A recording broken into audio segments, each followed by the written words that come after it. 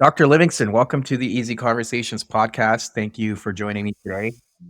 Really excited. Thank you for having me here. And in the spirit of an easy conversation, please call me Glenn. All right, Glenn, thank Okay. you for that. I'm looking forward to not only sharing your story with the listeners, but also diving deep into some of the aspects of shame that comes with the topic we're going to cover today, hmm because I think a lot of people tend to uh, and I'll just give some context. I've started working in the addiction space over the last few years, last few months, and a lot of people struggle to put it on the table in terms of the struggles they're having and some of the problems they're dealing with. But once they put it out there, it doesn't have that much power over them.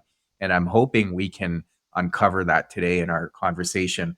But before we get into it, I do want to give you an opportunity to share with the listeners a little bit about yourself and what's brought you here today. If anybody had a life of shame with food, it was certainly me. Mm, If you had visited the Woodbury Country Deli in the 90s and you found that they were out of Pop Tarts and pizza and chocolate, the odds are that I was there just before you. I'm telling it as a joke, but it was really an awful journey. I yeah, was almost yeah. 300 pounds and my triglycerides were over 1,000. And more importantly, my goal in life had always been to be a really good psychologist. In order to do that, you've got to be really present, like emotionally present. You have to lend people your soul so that they feel confident and safe enough to think new thoughts and try new things and risk new behaviors. And in the early days, I couldn't really do that.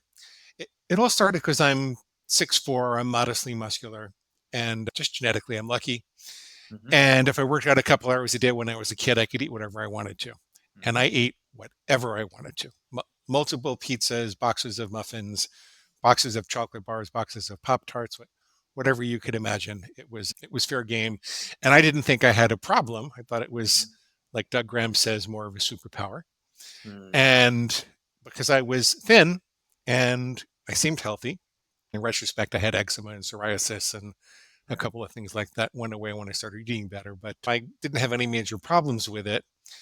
And I was a teenager and it was great. But when I was about 22, I got married and I went to graduate school. And I'm commuting 2 hours each way to see patients. And I get home, and God forbid my wife, who's now my ex wife, would want to talk to me. Hmm. We're running the business together. It was hard to find 2 minutes a day to work out, much less 2 hours. But the food really still had a hold on me, and I'd be sitting with patients that were really struggling, like Hmm. like high risk people are really struggling. I never lost anyone, thank goodness. But I'd be thinking about when I could get the next pizza, or I'd be working with a couple who just discovered an affair, and I'd be wondering, where did I hide my chocolate? And it wasn't fair to them. It wasn't fair to me. It wasn't the goal that I wanted. But because I grew up in a family with 17 psychotherapists, like literally something breaks in the house and people ask it how it feels and nobody can Yeah. really fix it. I'm only half joking. We thought that everything was a psychological problem, a deep psychological problem. And the shame is a problem. But Hmm. I went to the best therapists. I went to Overeaters Anonymous. I had a spiritual journey. Hmm. I saw a psychiatrist. I took medication. I saw nutritionists. And it was a journey I don't regret taking because I learned an awful lot about myself. It was a very soulful journey. I think it made me more compassionate. I think it made me hate myself less for sure.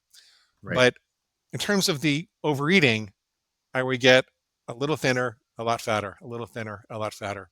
Uh-huh. And this went on for about 20 years until three things really changed the paradigm with which I was approaching it. If I would summarize the paradigm until I was about 40, it was more like, can I love myself then? Can I nurture my inner wounded child? If I could heal that hole in my heart, then maybe I wouldn't have to keep trying to fill the hole in my stomach. That was the approach that I was taking. However, there were a couple of things in the course of my career which conspired to change my mind about the approach. One of them was that I had a dual career. I was a child and family psychologist with a large practice on Long Island, but my Yeah. ex wife traveled for business, so I had a lot of time on my hands. And I started consulting for industry. I was on the wrong side of the war. I was consulting for big food, big Mm. pharma. and selling things I'm not really proud of in retrospect. It's Mm. almost 30 years ago and I'm trying to make up for it, but I was on the wrong side of the war. However, the good part about that was that I saw that they were spending tens, if not hundreds of millions of dollars to engineer these hyper palatable concentrations of starch and sugar and fat and salt and excitotoxins. And it was all geared to hit the bliss point in the reptilian brain without giving you enough nutrition to feel satisfied. And the Mhm. result of that is you're looking for love at the bottom of a bag or a box or a container. And Right. some fat cat in a white suit and a mustache is laughing all the way to the bank. And I'm exaggerating, but only a little bit. The point is that this was a very external force that had nothing to do with my personal psychology. And I learned a lot about how my personal psychology started the fire. I learned a lot about some things my mother was going through when I was Mhm. first born that made it hard for her to mother me appropriately. I learned a lot about things my dad was going through and some things that happened. And we can talk about it if you want to, but the bottom line is that it wasn't as relevant to fixing it. It was interesting and soulful to investigate, but it wasn't really relevant to fixing it because the part of the brain that responds to addiction, it's the reptilian brain, it's the feast or famine response. Mhm. And that part of the brain doesn't really know love, it only knows survival. Mhm. It's like a bad college drinking game. Like when it sees something in the environment, it says, do I eat it? Do I mate with it? Or do I kill it? Eat, mate, or kill. So figure this is the brainstem. On top of that, and whether this is later evolved or God put it there, we don't have to debate about that because it works this way anyway. Right. I, on top of that, the mammalian brain says before you eat, mate, or kill that thing, what impact will that have on the people that you love, on your tribe and your family? And then there's a neocortex on top of that says, what about your long-term goals? What about your contribution to society? What about weight loss? What about health? What about fitness and all the things that require a delay of gratification and rational pursuit of goals? Yes. So I did something crazy at this point. And I want to give credit to Jack Trimpey of Rational Recovery because he talked about this alternative approach to addiction where you would bifurcate the brain and look at the rational brain and then look at the reptilian brain, and Yeah. you would think of them very separately. And I said, if I'm going to do that, maybe what I need is to find a way to wake up when this thing is waking up. Because what was happening is there would be all these excuses, and before I know it, I'm in the back of a Dunkin' Donuts parking lot and I'm chowing down on a big box, and it's empty before I know it. Also, because the brain likes to automate calorie acquisition. I need to wake up when this thing gets active. If I'm going to deal with it, I'm going to have to wake up.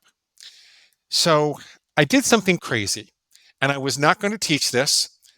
I don't think this is something a respectable, highly credentialed psychologist like myself would necessarily do or teach, but it worked out that way in the long run. It was just a private way of trying to solve something I was very desperate about. Mhm. I decided to call this thing my inner pig. I could have called it a food monster. I counsel people to do that these days or something else. But I decided to call it my inner pig because remember, I wanted to stop loving and nurturing it. I wanted to feel disgusted and shocked when this thing was active.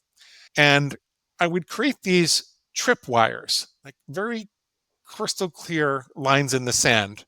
I will never have chocolate on a weekday again. That way, if I heard a little voice in my head that said, you know what, Glenn, it's Wednesday, but you worked out hard enough. A few bites are not going to kill you. You're not going to gain any weight. You can just start your silly diet again tomorrow. Right. I would say, wait a minute, that's not me.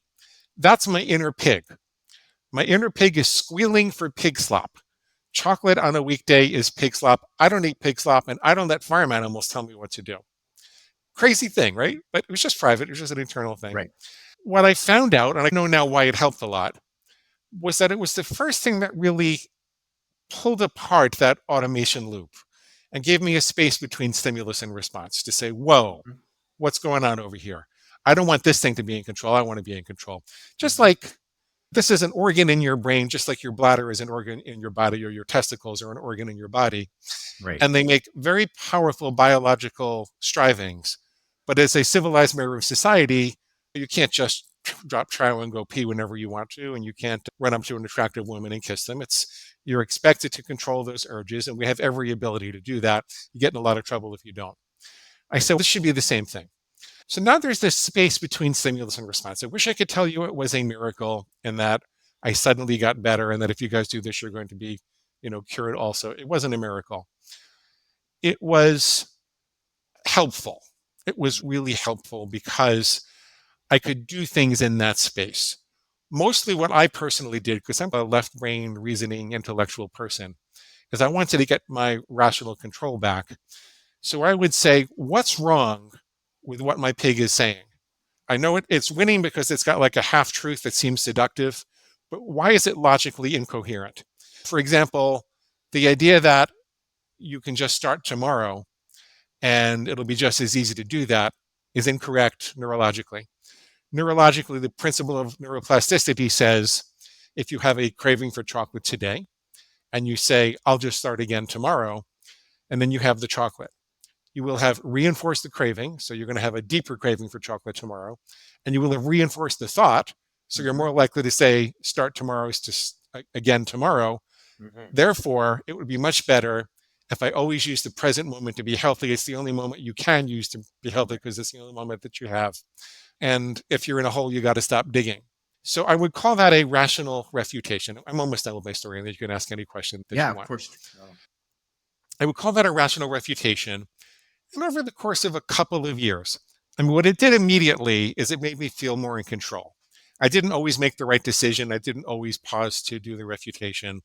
Sometimes I do the refutation, and then I'd say, screw it, just do it. I don't care. But it helped. It helped. And I started getting a little thinner. I kept a journal, me versus my inner pig, all the things it said. Right. Just one bite's not going to kill you. One last time is no big deal. Oh, your parents are fat, so you're doomed, right? Like all these crazy things my inner pig would say, and all of the reasons that it was wrong. We can talk about those specific refutations if you want to. But the point is, I got better. Over several years keeping a journal, I got better. It doesn't take that many years anymore.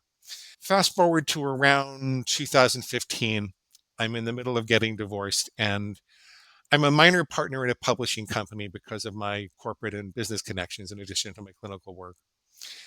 And I called the CEO and he says, we really need to write our own book because we need to prove to other authors that we can market ourselves. Mm-hmm. I said, I have this crazy journal. So I sent him the journal. I actually whipped it up into a book over a month or two over the summer. And I sent him the journal and he calls me back all excited and he says, Glenn, I don't eat donuts. Donuts are pig slop. I don't let farm animals tell me what to do. He proceeds to lose about 90 pounds. I lost about 80. I'm at different weights at different times in my life, but I lost about 80 more or less and kept it there. And we published the book. Now, we both knew what we were doing in marketing, and I had the fortitude to be part of a publishing company, but we had no idea how much it was going to take off. And we wound up with 2 million readers. I got a gig for Psychology Today. I got another 1 million readers over there. It generated a lot of requests for coaching. So I opened a little agency. And between 2017 and 2022, that agency really focused on helping people get their rational faculties back with food. Right. There's more to the process than that, and we can talk about how to do Yes. that when we're in the practical part of the interview. But we got really fast at doing that. We saw these 2,000 clients. I had 10 coaches working with me at one time. And we were getting an 89.4% reduction for the people who engage with us. Some people buy programs and then they don't do anything, and we can't do anything about that. We reach out to them, but some people just want to keep eating. But when people would engage with us and do the work, we would get an 89.4% reduction in overeating episodes. That was terrific at the 1 month mark. But I was disturbed when I checked the 6 month and the 1 year success rates. It was down dramatically from there, like more like 55%. When I dug into that, and sometimes it's hard to reach these people, but when we got enough people to figure it out, it was bimodal, meaning that there was a group of people who kept going, and they were more like around 80%. And there was a group of people who just dropped it and they were doing horribly. And I said, why are people dropping it? This thing saved my life. I've talked to all these people. I've like hundreds of testimonials and people say this saved their life. Why would you drop it? Mm-hmm. So I start talking to people and digging into that in 2022. And basically what they tell me is that at some point they realize that we fixed their thinking. They don't have any more excuses. All their excuses are gone. Their pig can't fool them anymore. But, oh, what the hell? I just really want to do it. Screw it, just do it. And it's like they don't have access to their rational thinking at those times. Mhm. And sort of dug into that. Like, what's causing that? It turns out that the survival impulses take precedence in our physiology when the organism perceives there to be an emergency. We call it organismic distress. The lay term for that is stress, right? But when the brain really perceives that there's an urgent survival need, and the key word is perceived, it doesn't mean there has to be an urgent need.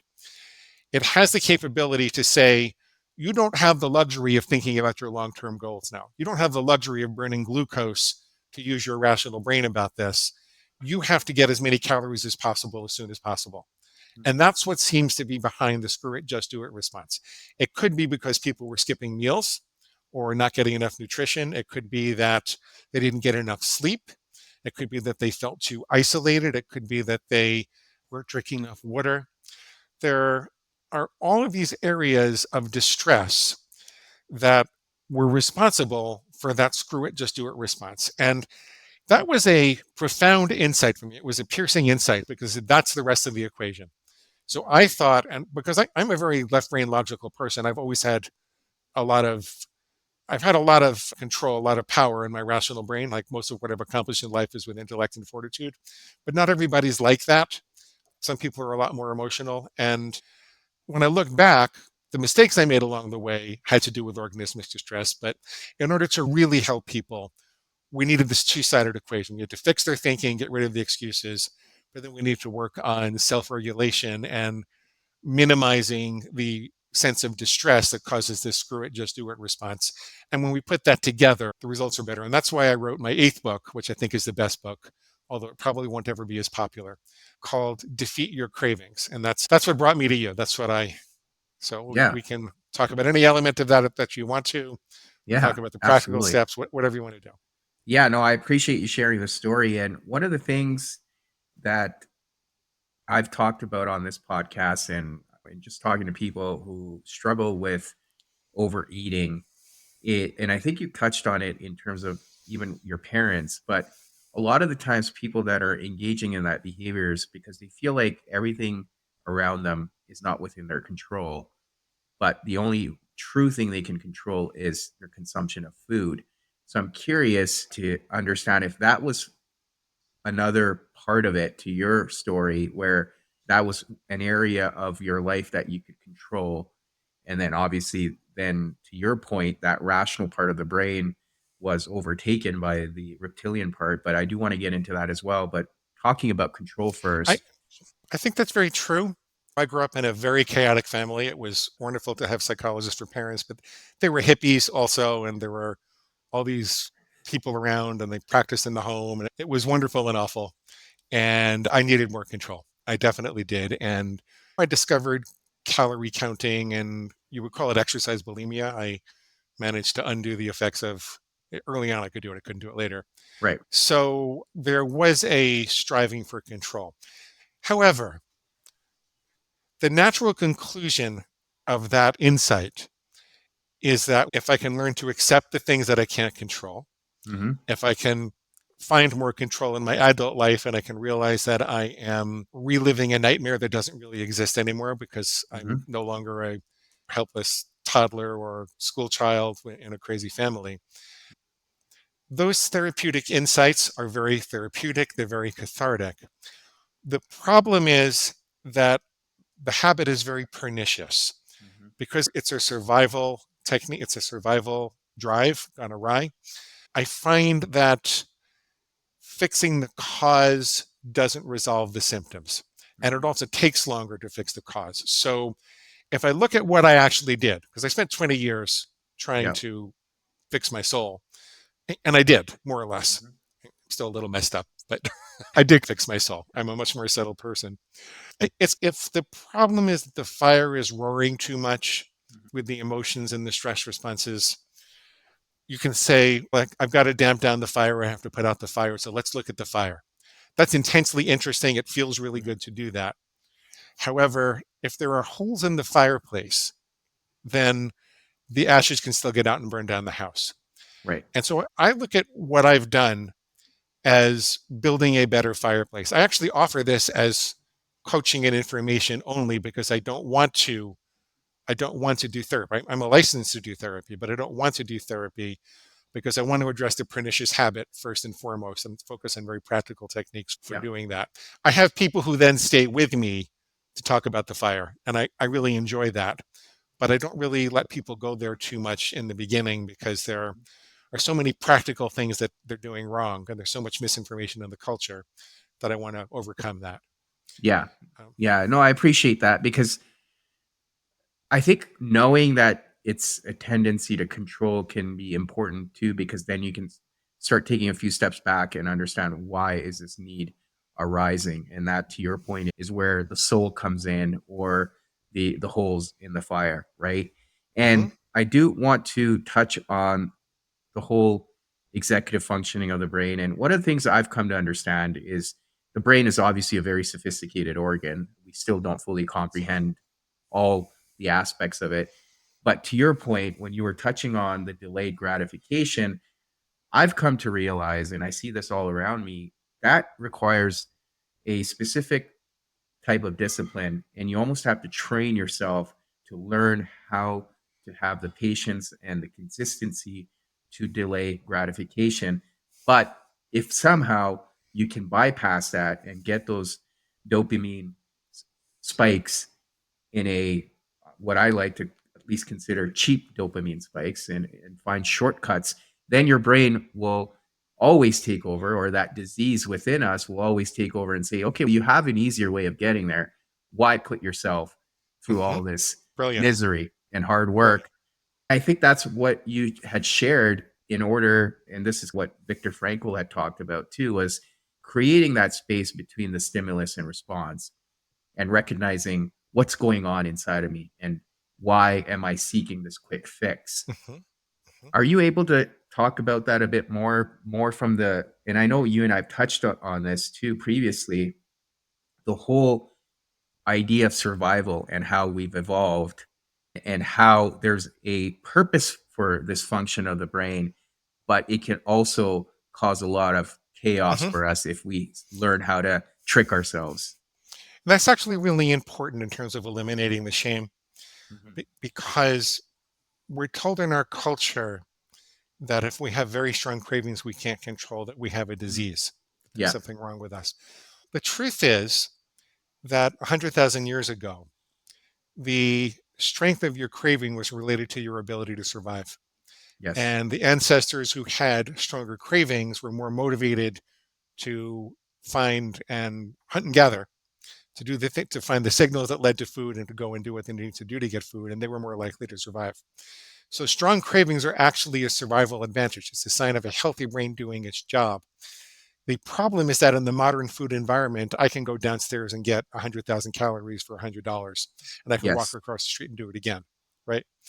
And so it doesn't require that anywhere near that level of effort and motivation anymore. And it's just this mismatch between our evolved brains, which humans have been on the planet for about 3 million years, not in a totally current form, Yep. but it's only the last couple of 100 years that anybody besides kings and queens can have concentrated sugar and potato chips and pasta and pizza and all the things Yep. that are so easily available these days. Our brains just aren't ready for it. But Mhm. the important thing about this is to say, look, this is not my fault. You're really being hijacked for profit in a capitalist society that doesn't have enough controls on the modern food industry. You really are. And it's better. There's not all that much you can do about it besides there's not much you can do about what's happening. There's a lot you can do about how you respond to it. We can lobby, we can sign petitions and things like that. And we can not vote, keep voting with our dollars for all these processed foods.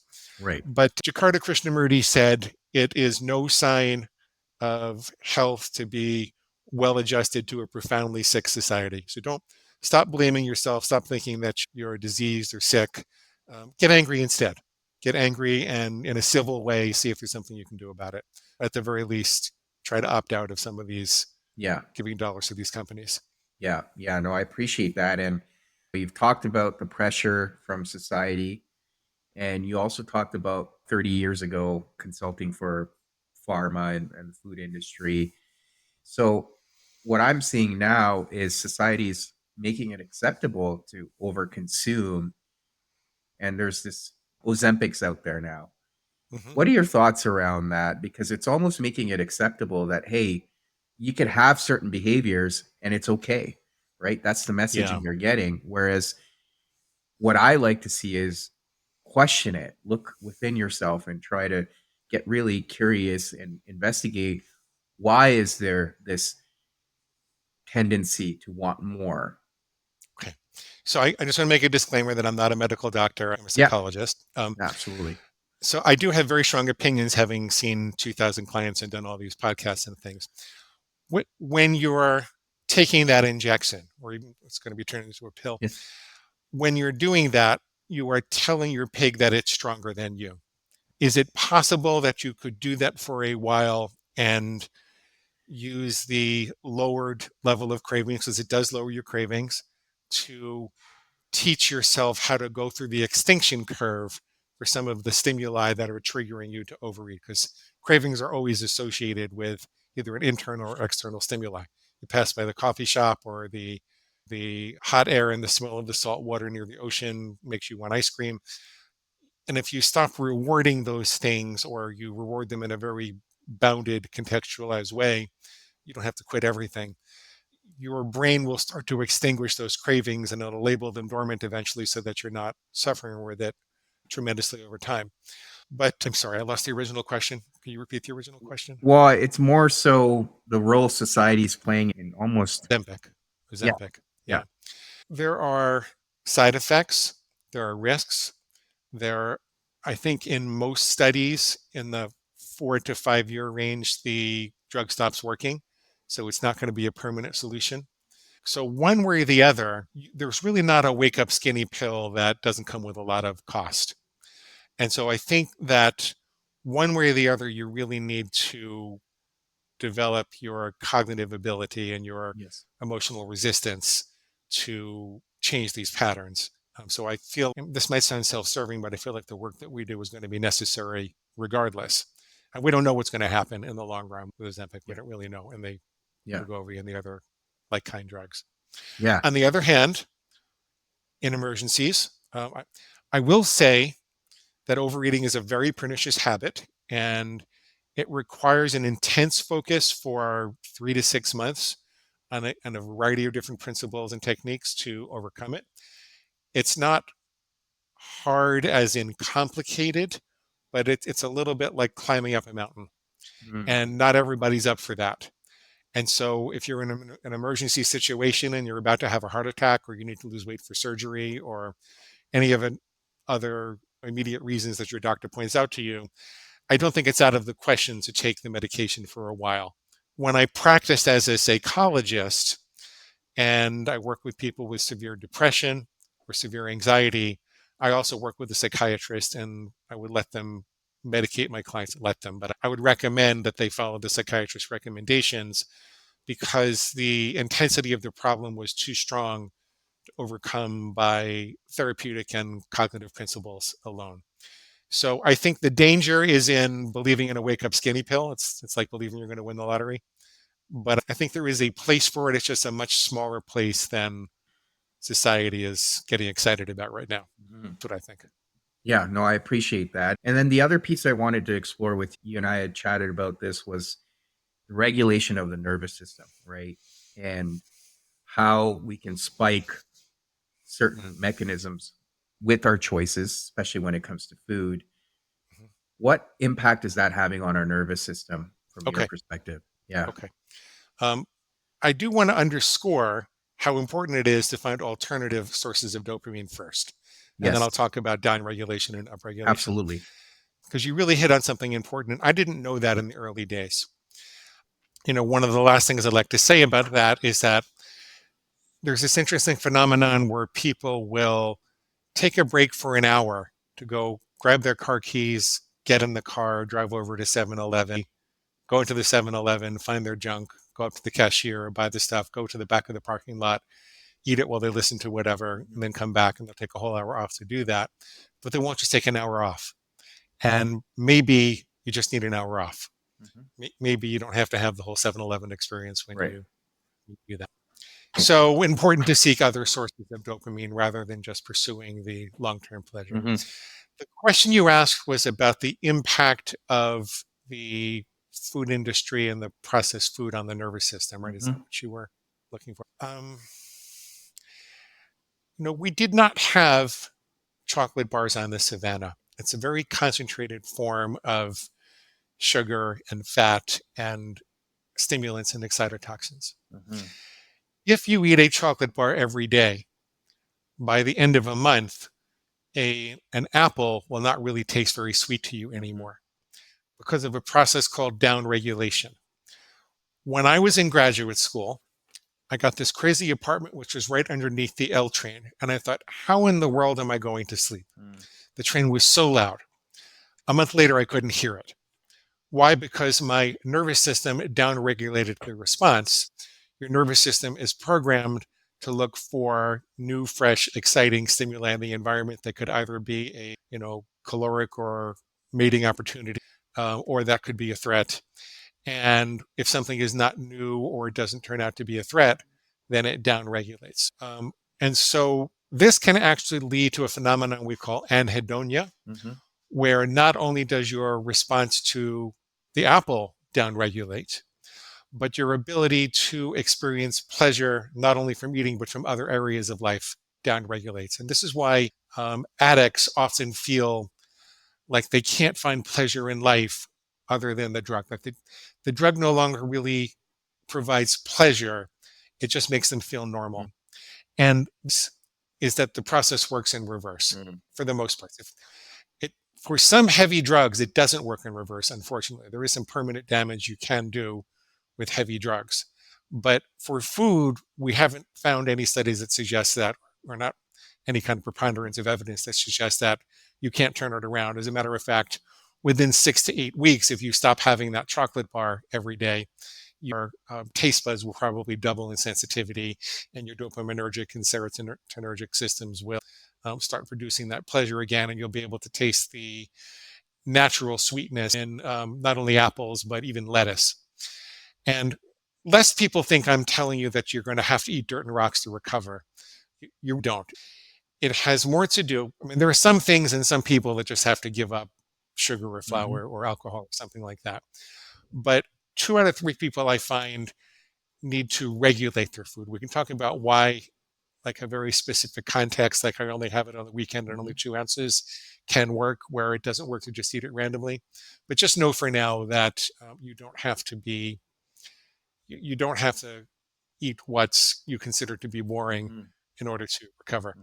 The last thing I will say is that there is research that suggests that 2 years from now, whatever diet I put you on, you're going to love. Hmm. Why is that? Because it was an evolutionary advantage for us to really appreciate and get excited about whatever was available. And so we're not designed, your pig will say this is going to be torture forever. And if we talk about the extinction curve, you'll see it's more like 30 to 60 days. It's not going to be torture forever. We're not designed to feel tortured forever. We're designed to adapt to whatever environment we find ourselves in. If you signal your brain you're in an environment where a different set of foods are available, Hmm. your brain is going to find equal pleasure from those foods than it Hmm. did from what it was doing before. Yeah, no, and I appreciate that. And I could kind of, from personal experience, to training myself to focus on the delayed gratification, because there's a time in my life where I was seeking out the instant gratification. And to your point earlier, that chase just kept getting stronger and stronger, because when I wasn't experiencing that gratification, I started experiencing depression until Yeah. getting the fix again. And as you mentioned earlier at the beginning of the episode, by delaying that time between stimulus and response and then focusing on healthier ways of experiencing dopamine, whether it's exercise or cold therapy has been huge. As painful as it is, moment afterwards, I feel great, and it's a natural way of for me to experience that dopamine, I started to train myself and was able to wean myself off some of these behavior or coping mechanisms I had attached myself to. Another thing I noticed was when I was making dietary changes and I decided to take myself off carbs and processed sugars, initially, like I think it was the first 10 days, I just felt miserable. I felt like I had no energy, I couldn't function. But once I was able to pass that period, I felt great. And I felt like I had way more energy than I did before. And Mhm, mhm. it was this natural form of energy, and I was able to stay energetic throughout the day. I wasn't having a lot of these lulls which I was experiencing before. So I could completely relate to a lot of the things you're sharing here, and from And the only way out is through. absolutely yes, The only way yeah, out is through. yeah. But there's another side and it's closer than you think. Yes. And that's where I think that downward regulation, as hard as it was in the moment and as hard as I thought it would be, I was able to adapt and feel great. And I think that's, to your point, the only way out is through. And it's important to highlight that for individuals who are struggling in this domain. Do you want to talk a little bit about how the brain extinguishes craving? Yeah, because that most people don't understand this, and as a result, they make two really big mistakes. Most people think, let's say I have a donut habit on the way home from work, and I'm passing Dunkin' Donuts, and I run in to get some coffee and a few donuts, and let's say I decide that I want to stop doing that. So I make a rule that says I'm never going to stop at donut stores again. Most if I'd been doing that daily and I stopped, that the worst day is going to be the first day. My cravings are going to be like this, and that the second day will be a little easier. Go down and go down and go down and down until this doesn't bother me anymore. But it's not actually what happens. What actually would happen is it's more like this. You get a little bit of a honeymoon period, so it's a lot easier for a couple of. This is easier than I thought, and then bam, you get a worse craving than you. Right? We call this an extinction burst. Mhm, If you push through that, then it starts to go down, and then there's a couple of little spikes. mhm, And then eventually your brain labels it dormant. The brain never forgets a craving, mhm, but it will label it dormant and stop wasting energy and bothering you with it. mhm, So why does it work like this? What's actually happening? Imagine it's 100,000 years ago and we have a caveman who I will call Thag, Thag, because I like the name. And Thag discovers that if he follows a monkey to a banana tree, that he can find bananas and eat. mhm, Thag's brain identifies the monkey as a food signal and starts to secrete dopamine when he sees a monkey, gets him all excited about following the monkey. The craving occurs when he sees the monkey, not when he sees the banana tree. And Thag is motivated and goes to follow the monkey into a banana tree. Yippee, monkeys equal bananas. Thag would also gorge himself on bananas back then because he didn't know when he would find the next. And that would be a survival advantage, not a sign of a diseased brain. Okay. Now, suppose the season goes on and some other monkeys are running to the same banana trees. And for a month or two, it works. Every time Thag follows a monkey, he finds a banana tree. And then one day, there are no bananas. Thag's brain says, where the heck are my bananas? Like monkeys equals bananas, don't you know? People think that perhaps Thag's brain would give up at that point, but it turns out that it's actually an advantage, an evolutionary advantage, to follow monkeys to banana trees that lead to banana trees 50% of the time versus not finding bananas at all. Because in a scarce food environment, Thag might not be able to find food if it weren't for the monkey leading to the banana tree. As a matter of fact, it would be better to follow a monkey that led to a banana tree 20% of the time than to have no monkeys at all. right. And so, what this extinction burst is about is the brain testing to see whether the reward has become intermittently available at random. Now, very interestingly, in the literature, in the behavioral literature, Mhm, variable ratio intermittent reinforcement, where you just don't know when it's going to yeah. happen. This is like why the little ladies in the slot machines Yes. in Vegas kind of sit there and keep Yeah. calling it because you got to be there, got to Yeah. be there, got to. It's the most addictive Mhm, reinforcement schedule that we found, and that's because the brain is testing to see is this reinforcer available at random. It does not want to give up its shortcut, and so the mistake that people make is At the extinction burst, their pig says, it's going to be like this forever. See, this is horrible. It's going to be like this. You're going to be tortured forever. But it's not. It's a couple of days. It's just a couple of days at this period before it starts going down dramatically. And so the first thing you have to say is don't make the mistake of thinking this is going to be forever. When you're going through hell, keep going. Just keep going. Mm-hmm. Okay. There are other things you can do to get through this curve. You can make sure you're well nutrified, well slept, deal with all those other types of organismic distress. But right. Mostly you got to keep going.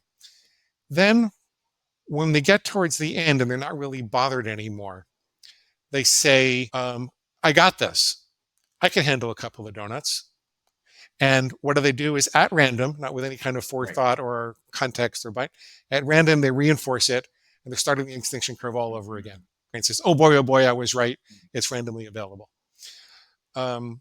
What you want to do instead, if you don't want to give something up, and I'm not saying that everybody can make this work, but 2 out of 3 people seem to be able to, is bind the reward to a very specific context. So I unknowingly did that when I said I will only ever eat chocolate on the weekends, and eventually got to the point where I said I'm only going to have 2 ounces and only after a good workout. My brain learned that that's the only time the reinforcer was available, just like if we only made the slot machines pay off on Saturdays at 10 a.m., the casinos would empty out. You wouldn't see those little old ladies there during the week. Right. That's the equivalent of that is your brain is not bothering you anymore about the cravings during the week. If binding into a context doesn't work, then you probably do have to give it up. There's actually one more mistake that people make, if I have another minute to talk about that. Cravings are food signal specific. And so what could happen if I didn't know this is after a couple of months, I could have no cravings whatsoever because I can pass donuts through all the time, no problem. Then my dad invites me to a poker game and he serves some donuts, right? All of a sudden, I've got a craving that I've had in years. Why is that? Because I extinguished the donut store as a signal for the food craving. I did not extinguish the donuts at a poker game for the signal for the food craving. Right. So people get scared about it and say, well, this is impossible then. But in reality, 80% of the addiction is usually related to 1 or 2 signals. And if you kind of step back and think through what you're going to do and you're prepared for it, you can get through the extinction curve for all of them. Right. So that's what I wanted you to know about the food craving. A couple of things that come up as we're talking about the extinction curve, because, and you touched on it, making sure you're well slept, and see people often are more susceptible to relapsing in a way is when stress levels are high.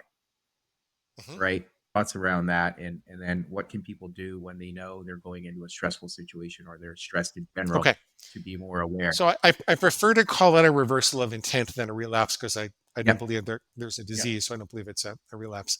And I think language is important. If you use active language, then you're more likely.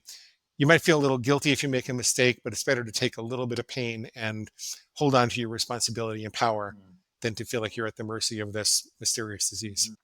Okay. So it really has to do with taking extinction curves seriously. So most people say, I think I'm just going to quit donuts, right? And they go in and they don't change anything else about their life. But you're putting your brain through an awful lot of stress to quit donuts. You're taking a regularly available reinforcer and removing it. Your brain thinks that donuts were keeping you alive. I know it sounds silly, but your brain actually thinks that it was keeping you alive and making you binge on donuts. So you need to attend to the other things that keep you alive. So it's all about, can I drink more water? Can keep a big bottle? Plastic's not really the best. It should be glass, but can I keep a big bottle of water with me? Can I get an extra hour of sleep? 30 to 60 days. What am I going to do to make sure that I don't feel too isolated or alone? It turns out you don't have to be a social butterfly, but in primitive times, being isolated was dangerous. You needed the tribe to survive. So you need to feel like there are people you could connect with if you wanted to. So maybe during this 30 to 60 days, you want to have a couple of friends and you ask them to call you a little more often, kind of support yourself. Most people will say, I'm going to quit donuts because I want to lose weight. So I'm also going to go on this diet. And I'm going to have, 800 calories a day for the next month. That's actually much harder way to do it, unless there's a medical emergency to lose weight. Mhm. If you want to get off your donut addiction, you might do better to actually eat a little bit more healthy food Mm. rather than drop your calorie level way down, because you don't want your brain perceiving that you're starving in any way. So it'd be helpful to have more whole, natural food. I kind of avoid the debate between, meat versus vegetable. If everybody could just like have whole natural foods Mhm. and lower glycemic foods while they're trying to break an addiction, they usually do better.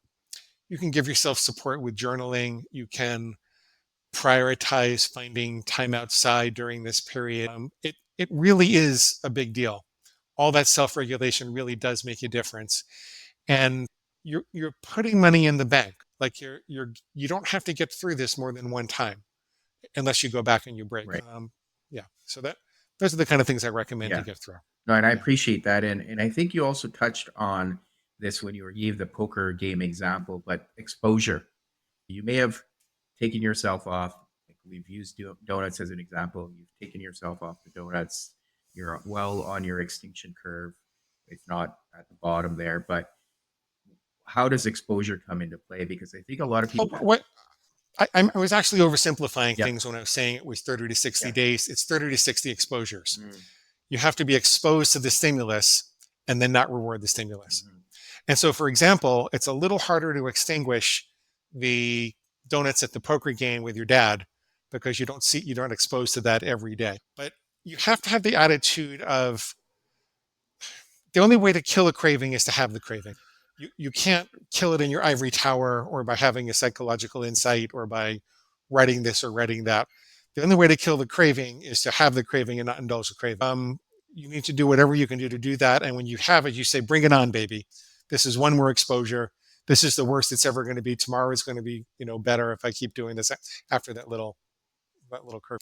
And then there are a bunch more practical things that you can do when the craving hits Mm. that I could tell you about if you want to. Yeah, I think that would But be probably a good segue into some practical tips people can follow and use because I think that's important as well. okay. Yeah. So the first thing you need is a very clear tripwire. It's difficult to say I'm going to eat well 90% of the time and indulge myself 10% of the time. It's a great idea in theory, but no one tells you how to distinguish the 10% from the 9%, 90%. Because of that, every time you're in front of that donut, you're going to have to make another donut decision, right? And willpower is just the ability to make good decisions. You can only make so many of them every day. It's not a genetic gift necessarily. It's like gas in the tank. We burn it throughout the day with every decision we make. So when I said this, I didn't know that this is what I was doing. When I said I will never have chocolate during the week again, and then my conditions on the weekend, I was actually making all of my chocolate decisions. I was not going to have to make any more chocolate decisions. Therefore, willpower was not as necessary as it would have been if I was just trying to not have chocolate 90% of the time. That makes Right. sense? Yeah. So the first thing you need is that tripwire. You need to come up with a very specific rule. I will never go back for seconds again. I'll always put my fork down between bites, whatever the rule happens to be. And simple is better than complex. Lower bars are higher than higher bars when you are better than higher bars when you're getting started. Because you want something that's going to give you a win where you can consistently observe yourself, beating the pig, beating the food monster day in and day out. So it becomes part of your identity. It says, oh, I must be someone who can beat this thing. Then when the craving hits, and you know that because you have a thought that suggests that you should break your rule. So, oh, come on, Glenn, it's genetic. You're doomed. You can have a little treat today. It's a Wednesday. Why are you even bothering? Then what you want to do is pause. Just pause, take a deep breath, and try to breathe out for longer than you breathe in. You can call this a 7-11 breath. Lori gave me that Yeah. name. Breathe in for a count of 7, out for a count of 11. I'm not doing it now because it takes more time. Mhm. But what that does is it slows down your emergency response. Remember, overeating is a panicked response. Just hand over the chocolate and nobody gets hurt. It's a panicked response. You want to tell your brain it's okay to rest and digest and chill, because that's when you can use your rational brain. Mm. So breathe in for a count of 7, breathe in out for a count of 11. Do that a couple of times if you need to. That should make you feel a little calmer. By the way, that's the opposite of how you would be breathing if a hungry bear Right. was chasing you. You'd be going, right? I learned this from yoga, actually. Mhm. It's how they teach you to calm down your nervous Yeah. system. Once you've done that, and you're a little more in your rational mind, ask yourself, why does my pig want me to break the rules? Why Mhm. specifically is it saying I should? Write down the answer. Don't do this in your head. You'll be subject to the limitations of short-term memory if you do this in your head. Write down the answer. So my pig wants me to break the rules and eat chocolate because obesity is genetic. I can't do anything about it. And it says, therefore, I should just give up and Mhm. have a little binge today. Mhm. Okay. Then you take another 7-Eleven breath because you gave the pig an opportunity. It got a little excited. So you calm down again and you say, why is it wrong? Why is it wrong? How is it lying to me? Well, it's true that there's a strong genetic component to obesity, but it's also true that diet and lifestyle factors are more important. Genetics account for less than half of the variance in obesity. Also, if you're dealt a bad hand of cards, does that mean that you should quit and fold? If it's harder to climb the mountain, does that mean you shouldn't climb the mountain? Should I just try to get as fat as possible? Or should I accept that, okay, I have a bad hand of cards, but I'm going to play the best Mhm. game of poker that I can. I'm going to play the best game that I can. So you articulate in writing why the pig is wrong. Mhm. And then finally, you ask yourself, how could I be a better, happier person if I complied? And for me, I want to be a leader in the world. I want to be free of worries of cardiovascular disease. Every man in my other side of the family had a heart attack when they were 40. I want to be confident I can have a relationship with a woman I love, a whole bunch of reasons. Once you've done that, you should be calmer back on your rational mind and then ask yourself, well, what do I really need? Like, do I need a break? Do I need some pleasure in another form? Do I need real food? What do I really need and take care of it? That's the basic procedure. Now, you can also head off the pig before it becomes active. You can teach yourself to insert that space between stimulus and response every time that you eat.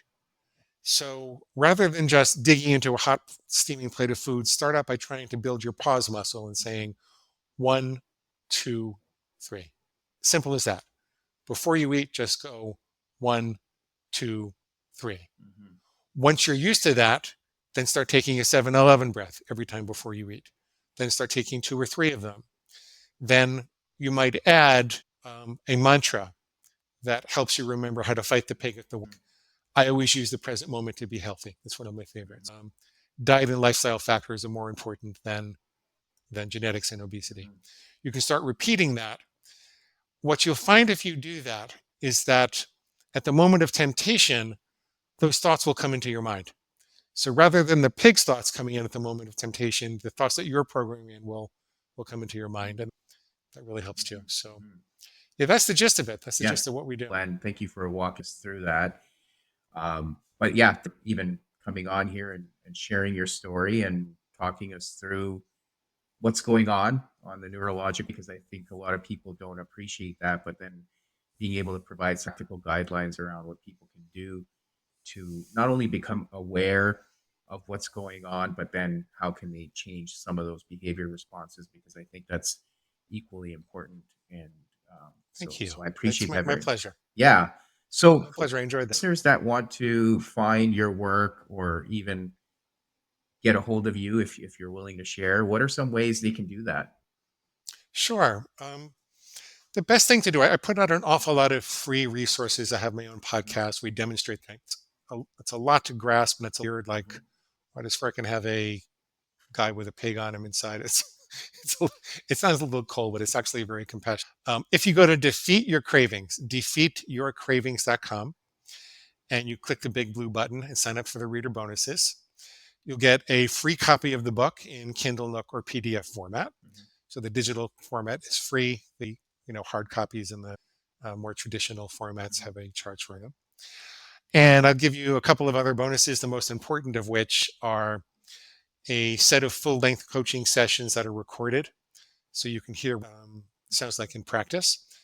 You'll also get a set of food plan starter templates So this is a diet agnostic program. It doesn't matter if you're a vegetarian or a meat eater or a carb counter or a calorie counter or really anything reasonable. As long as you're not trying to starve yourself, you can make this work on the diet of your choice. And so we created a bunch of food plan starter templates. Mhm. We call them starter templates for two reasons. One is that we found that if we give you a diet, it does work. You kind of have to come up with your own, Mhm. and you can use people you respect in that way. And secondly, because we're not medical doctors or dietitians, so we're not really licensed to Mhm. do that for you. So we just give you some examples of things that people use. It's all at defeatyourcravings.com, defeatyourcravings.com. Click the big blue button and sign up for the reader bonuses. Awesome. I will put all of that in the show notes. But Glenn, thank you again for very much appreciated. Thank you for this. You're a great interviewer. It's fun to talk to you.